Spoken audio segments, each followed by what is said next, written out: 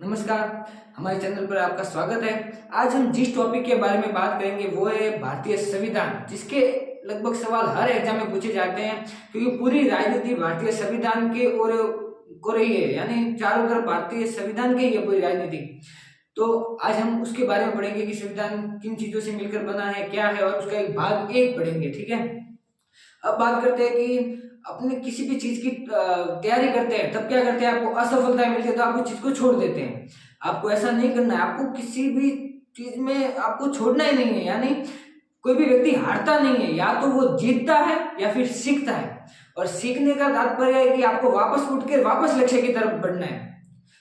हमेशा जो जीत का महत्व वही समझता है जो पहले हार चुका हो। ठीक है। तो हार पर हताश क्यों, क्षण भर में निराश क्यों, लक्ष्य पर वार कर बार बार हजार कर, 100 मुश्किलें कतार पर परवाह नहीं प्रहार कर। यानी आपको प्रहार तो करना है, कोशिश तो करनी है, तभी आपको लक्ष्य की प्राप्ति होगी। ठीक है। तो हम संविधान के बारे में पढ़ते हैं। हमारा जो संविधान है चार चीजों से मिलकर बना है। एक तो प्रस्तावना, इसकी रूपरेखा क्या है, के मुंशी साहब ने भारतीय संविधान की प्रस्तावना है उसको जन्म कुंडली बोला है भारतीय संविधान की। ठीक है। अपने संविधान में कुल 25 भाग है। जब ये लागू हुआ था 26 जनवरी 1950 को, उस समय 22 ही भाग थे, लेकिन संविधान संशोधन के द्वारा वर्तमान में 25 है। अनुच्छेद 470 है, और उस लागू हुआ उस समय 395 थे। और अनुसूची 12, जिसका मैंने अनुसूची 12 की 12 आपको एकदम विस्तार से और आसान भाषा में पढ़ाई हुई है। हमारा पहला राजनीति का वीडियो को देख लेना आप, वहां पर मैंने अच्छे से आसान भाषा में पूरी कंठस्थ करवाई हुई कि 12 अनुसूचियों में क्या क्या लिखा हुआ है। 10-12 मिनट का वीडियो होगा, आप आराम से देख लेना उसको। ठीक है। अब हम पढ़ते हैं भाग एक। ठीक है।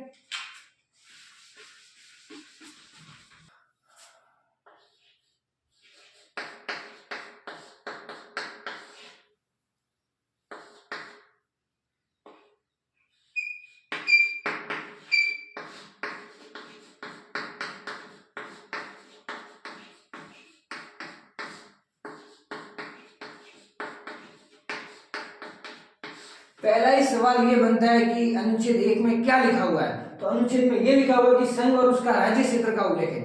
अर्थात संघ क्या होता है, संघ यानी बहुत सी चीजों से मिलकर एक चीज जो बनती है वो संघ होता है। यहाँ पर राज्य क्षेत्र का तात्पर्य भारत, यानी भारत बहुत सी इकाई और बहुत से राज्यों से मिलकर बना, और कोई भी राज्य भारत से अलग नहीं हो सकता है। इसका उल्लेख भाग 1 में लिखा हुआ है। ठीक है। राज्य क्षेत्र के अंतर्गत क्या क्या चीजें शामिल होगी, यानी भारत के अंतर्गत क्या क्या चीजें शामिल होगी। एक तो राज्य, एक संघ शासित प्रदेश,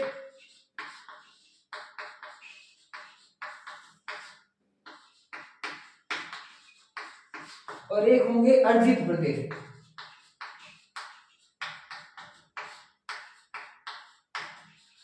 अर्जित प्रदेश से तात्पर्य है कि हम किसी बाहरी देश वगैरह पर अपना अधिकार हो जाता है, किसी बाहर के क्षेत्र पर अपना अधिकार होता है, तो वो अर्जित प्रदेश कहलाता है। ठीक है। और दूसरा सवाल इसमें क्या बनता है कि इसमें कितने अनुच्छेद है भाग 1 में।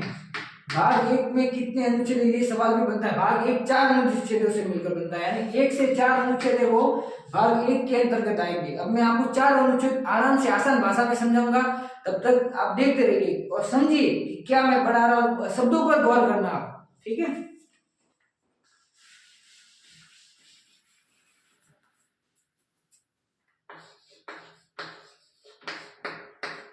अनुच्छेद 1 कहता है कि भारत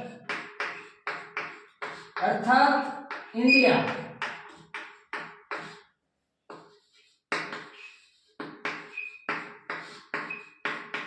राज्यों का संघ होगा।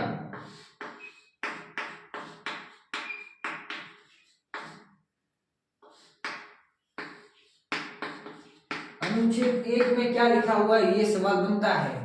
तो अनुच्छेद 1 में लिखा भारत अर्थात इंडिया राज्यों का संघ होगा, यानी बहुत से राज्य मिलकर एक भारत बनेगा, इसका उल्लेख है अनुच्छेद 1 में। ठीक है। बहुत ही आसान भाषा में समझाऊंगा कि अनुच्छेद 1 में क्या लिखा हुआ। अनुच्छेद 1 में ये लिखा हुआ कि भारत अपना जो इंडिया है उसमें बहुत से राज्य, जैसे 28 राज्य, 8 केंद्र शासित प्रदेश, ये सारी चीजें अनुच्छेद 1 में आएंगी। ठीक है। अब अनुच्छेद 2, अनुच्छेद 2 में क्या लिखा हुआ है कि जो अपने भारत का राज्य क्षेत्र है, भारत का राज्य क्षेत्र से तात्पर्य है कि वही राज्य, अर्जित प्रदेश, संशासित प्रदेश, यानी राज्य क्षेत्र को आप ऐसा ही मान के चलो कि भारत का उल्लेख है। राज्य क्षेत्र यानी भारत, राज्य क्षेत्र में बाहरी प्रदेश को शामिल करने की प्रक्रिया, बाहरी प्रदेश को शामिल करने की प्रक्रिया।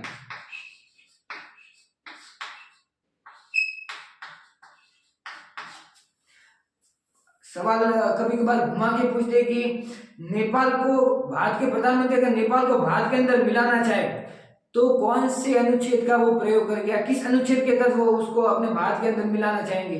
तो अनुच्छेद 2, यानी किसी भी बाहरी प्रदेश को अपने भारत में शामिल करना है ना, तो उसके लिए अनुच्छेद 2 का प्रयोग होगा। अनुच्छेद 2 में क्या लिखा हुआ है? बाहरी प्रदेशों को भारत में शामिल करने की प्रक्रिया। ठीक है। अनुच्छेद 3,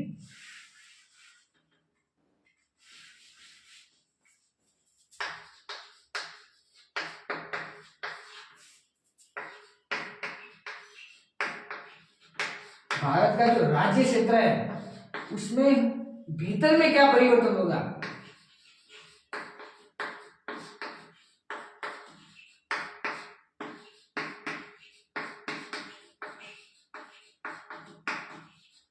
यानी भारत के राज्य क्षेत्र के भीतर क्या क्या परिवर्तन होगा उसका उल्लेख अनुच्छेद 3 में। अब आप पूछो कि क्या क्या परिवर्तन होना चाहिए? जैसे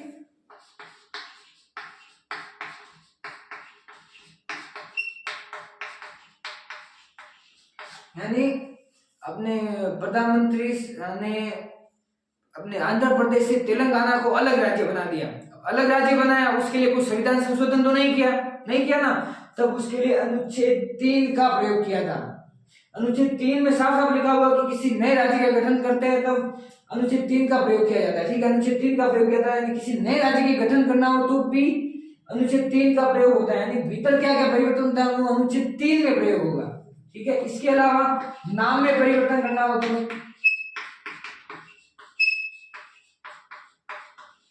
राज्य क्षेत्र में किसी नाम का परिवर्तन करना हो, यानी हमारे उत्तर प्रदेश के मुख्यमंत्री आदित्यनाथ योगी जी ने जो इलाहाबाद का नाम प्रयागराज किया था, ठीक है, तो कैसे किया था? अनुच्छेद 3 के द्वारा। अनुच्छेद 3 में लिखा हुआ है कि आप कर सकते हैं किसी भी नाम में परिवर्तन, ये लिखा हुआ है अनुच्छेद 3 में। ठीक है।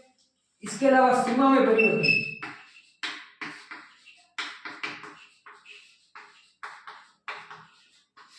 यानी कि हमारे जैसे राजस्थान की सीमा है उसको हमें बढ़ानी हो, कम करनी हो, किसी जिले होती है उसी किसी जिले की सीमा बढ़ानी हो, किसी जिले की सीमा कम करनी हो, तो उसके लिए भी अनुच्छेद 3 का प्रयोग होता है।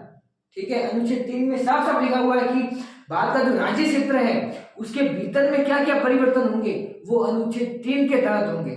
ठीक है। अनुच्छेद 3 भी बहुत ही इंपॉर्टेंट है, जैसे सवाल बन सकते हैं।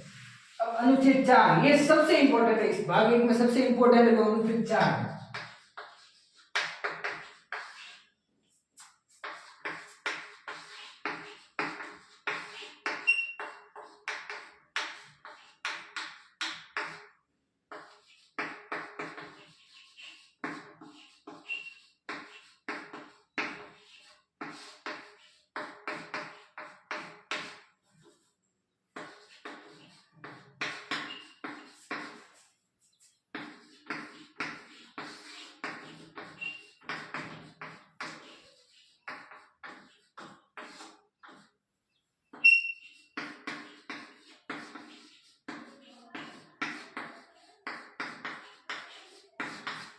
बहुत ही इंपॉर्टेंट अनुच्छेद है ये। इस भाग 1 का सबसे इंपॉर्टेंट टॉपिक यही है, यानी अनुच्छेद 2 और अनुच्छेद 3 के द्वारा जो भी परिवर्तन हो गया। अनुच्छेद 2 में क्या था? बाहरी प्रदेशों को शामिल करना, और अनुच्छेद 3 में भारत के राज्य क्षेत्र में होने वाले परिवर्तन के तहत जो भी हम परिवर्तन करेंगे, यानी जैसे कि मैं आपको उदाहरण देता कि आंध्र प्रदेश से तेलंगाना को अलग राज्य घोषित किया और इलाहाबाद का नाम प्रयागराज किया, उसके लिए क्या आपने देखा कि संविधान में संशोधन किया गया है? बिल्कुल नहीं, संविधान में संशोधन नहीं किया गया है, क्योंकि अनुच्छेद 4 आपको ये पावर देता है कि अगर अनुच्छेद 2 व 3 के तहत जो भी परिवर्तन होंगे उसके लिए अनुच्छेद 368 की प्रक्रिया लागू नहीं होगी। अनुच्छेद 368 में क्या लिखा हुआ है? संविधान संशोधन की प्रक्रिया। अनुच्छेद 368 बेस्ड है संविधान संशोधन की प्रक्रिया। अनुच्छेद 368 ये कहता है कि भारत में जो भी कुछ ऐसे चीजें होती है जहां पर अगर हमको परिवर्तन करना है तो संविधान संशोधन करना पड़ता है। ये अनुच्छेद 368 कहता है। ठीक है, ये चारों अनुच्छेद मैंने आपको आसानी से पढ़ा दिया कि अनुच्छेद 1 में क्या है कि भारत अर्थात इंडिया राज्यों का संघ होगा। अनुच्छेद 2 में क्या है कि बाहरी प्रदेशों को शामिल करने की प्रक्रिया। अनुच्छेद 3 में भीतर में क्या क्या परिवर्तन होंगे वो, और अनुच्छेद 4 में 2 व 3 के तहत जो भी परिवर्तन किए जाएंगे उस पर अनुच्छेद 368 अर्थात संविधान संशोधन की प्रक्रिया लागू नहीं होगी। अब जब भी अगली क्लास होगी हमारी राजनीति की, उसमें मैं आपको अनुच्छेद 368 विस्तृत रूप से पढ़ाऊंगा, यानी संविधान संशोधन की प्रक्रिया पर ही हम पूरा टॉपिक पर बात करेंगे। अनुच्छेद 368 के तहत संविधान में किस तरह से संशोधन किया जाता है, कितने तरह से संशोधन किया जा सकता है, जैसे कि 2 तरह से संविधान संशोधन किया जा सकता है, वो मैं आपको अगली क्लास में बताऊंगा कि 368 में क्या क्या है क्या नहीं है। इसके अलावा ये जो आधे राज्यों का भी अनुमोदन चाहिए, विशेष बहुमत, ये सब क्या है मैं आपको पूर्ण रूप से बताऊंगा। एक सामान्य बहुमत भी होता है, वो भी मैं आपको उसी क्लास में आसानी से समझा दूंगा। ठीक है, तब तो आपको अगली वीडियो का इंतजार करना है और इस वीडियो को एकदम गहनता से देखना है, समझ के देखना है। ठीक है, तब तक के लिए धन्यवाद। जय हिंद, जय भारत।